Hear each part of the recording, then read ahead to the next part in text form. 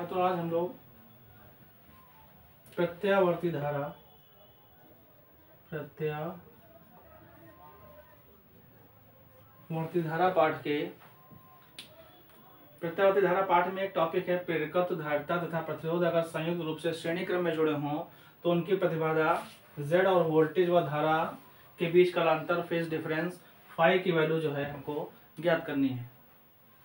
तो हम लोग देखेंगे इसमें कि माना प्रेरकत्व L की कोई कुंडली है, धारिता C और R प्रतिरोध, ये तीनों श्रेणी क्रम में जुड़े हुए हैं। तो श्रेणी क्रम में जुड़े हैं तो हम लोगों को परिपथ की प्रतिबाधा जिसको कैपिटल Z से प्रदर्शित करते हैं और कालांतर को फाई से प्रदर्शित करते हैं, ये दोनों ज्ञात करना है। देखेंगे इसमें लिखेंगे कि माना L प्रेरकत्व की कोई कुंडली जिसकी धारिता C और प्रेरकत्व R ये तीनों श्रेणी क्रम में जुड़े हुए हैं। तो इसको अगर जो रैखिक रूप में देखेंगे तो जिस दिशा में I बहेगी उसी दिशा में प्रतिरोध का विभवांतर VR रहेगा, ऊपर VL और नीचे VC। तो जो VL होता है वो धारा I से 90 डिग्री अग्रगामी और जो VC है वो धारा I से 90 डिग्री पश्चिमगामी होता है। तो यहाँ पे VL ऊपर की ओर है, VC नीचे की ओर है, तो इनका जो परिणामी होगा वो VL माइनस VC होगा। मान लिया परिणामी विभवांतर V है, तो यहाँ पे देखेंगे हम लोग, फिर से देख लेंगे एक बार कि इसमें L प्रेरकत्व की कुंडली धारिता C और R श्रेणी क्रम में जुड़े हुए हैं। L के सिरों के मध्य विभवांतर VL, धारिता के सिरों के मध्य विभवांतर VC और प्रतिरोध के सिरों के बीच विभवांतर VR है। तो देखेंगे इस डायग्राम से देखेंगे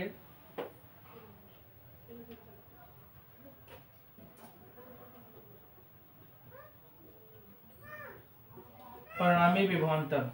तो इसमें अगर जो पाइथागोरस प्रमेय लगा दी जाए तो V स्क्वायर बराबर, जब ये VL माइनस VC तो इसके सामने वाले भी VL माइनस VC हो जाएगी का होल स्क्वायर और प्लस VR का स्क्वायर। तो कण का स्क्वायर बराबर लंब का स्क्वायर और प्लस आधार का स्क्वायर लग गया। VL को हम लोग IXL, VC को IXC और VR को IR लिख सकते हैं। लिख देंगे सिंस VL बराबर IXL, VC बराबर IXC और VR बराबर IR, जहां पर XL हमारा प्रेरण प्रतिघात है और XC हमारा धारितीय प्रतिघात है। यहाँ से देखेंगे I कॉमन मिलेगा तो बाहर आएगा तो I स्क्वायर हो जाएगा। अब I स्क्वायर कॉमन लेके नीचे ले आएंगे बराबर XL माइनस XC का whole square plus R square. ये स्क्वायर स्क्वायर हटा देंगे तो अंडर रूट लग जाएगा, क्योंकि V अपान I को ही परिपथ की प्रतिबाधा Z कहते हैं। इसलिए V अपान I को हम लोग क्या कह देंगे Z, और Z बराबर XL का सूत्र होता है ओमेगा L और XC का होता है 1 अपान ओमेगा C और प्लस R स्क्वायर। ये हमारी परिपथ की प्रतिबाधा आ गई। यहाँ पे लिख देंगे क्योंकि XL बराबर ओमेगा L व XC बराबर 1/ओमेगा C। अब हमको निकालना है वोल्टेज व धारा के बीच कालांतर। माना वोल्टेज V व धारा I के बीच कालांतर फाई है, तो फाई का मान निकालना है हमको। तो देखेंगे क्योंकि चित्रानुसार tan थीटा बराबर लंब, तो लंब हमारा है VL माइनस VC और अपान आधार है हमारा VR। तो VL की वैल्यू IXL, VC की IXC अपान VR है हमारा IR। I कॉमन मिल गया, I से I कैंसिल हो गया।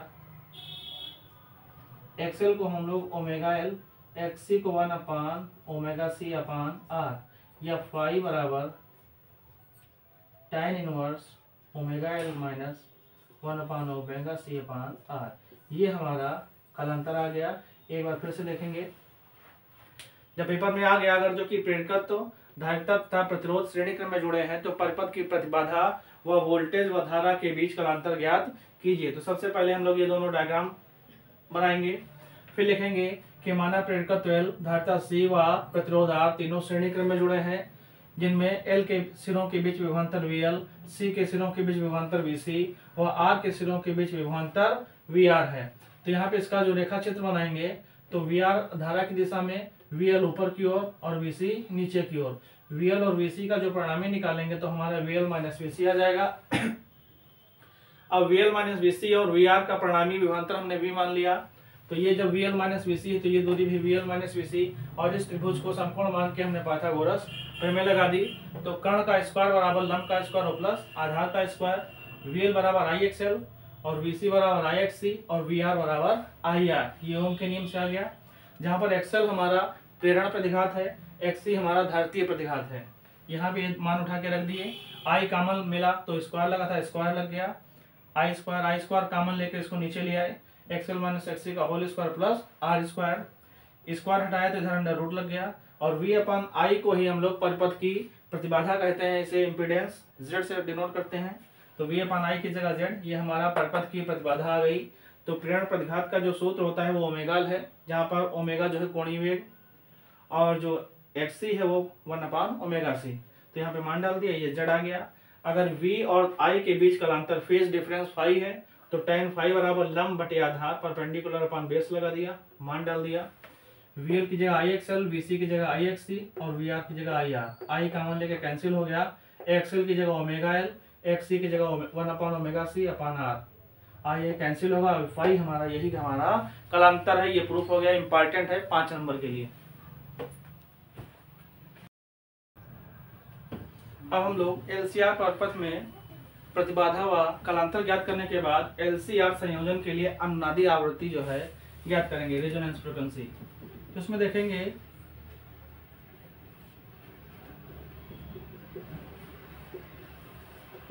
अनुनाद की स्थिति में जो XL है वो हमारा XC के बराबर होगा, मतलब जो प्रेरण प्रतिघात है वो धारितीय प्रतिघात के बराबर होगा। तो चूंकि जो XL है उसका मान ओमेगा L हुआ, XC का मान 1/ωc होता है। तो यहाँ पे XL की जगह ओमेगा L हुआ, XC की जगह 1/ωc, और चूंकि ओमेगा का मान 2πf, जहाँ पे f हमारा आवर्ती फ्रिक्वेंसी है, तो यहाँ पर ओमेगा की जगह 2πf L 1/2πf और C डाल दिया, क्रॉस मल्टीप्लाई कर देंगे। हमको f निकालना है तो खाली f इधर ले आएंगे, तो f की f से मल्टीप्लाई तो f स्क्वायर आ गया, 1/2 दूनी 4, पाई की पाई से मल्टीप्लाई तो पाई स्क्वायर L और साथ में C, स्क्वायर हटाएंगे तो 1/4 का वर्गमूल 2, पाई स्क्वायर से स्क्वायर हट जाएगा, √LC। यही अनुनादी आवृत्ति है। फिर से देखेंगे, जब ये छोटा सा प्रूफ है, जब भी आएगा कि LCR संयोजन के लिए अनुनादी आवृत्ति ज्ञात कीजिए, तो अनुनाद की स्थिति में तो जो रेजोनेंस की स्थिति है उसमें XL प्रेरण प्रतिघात जो हमारा है वो धारितीय प्रतिघात के बराबर होता है। तो XL की वैल्यू ओमेगा L है, वह XC की वैल्यू 1/ωc है।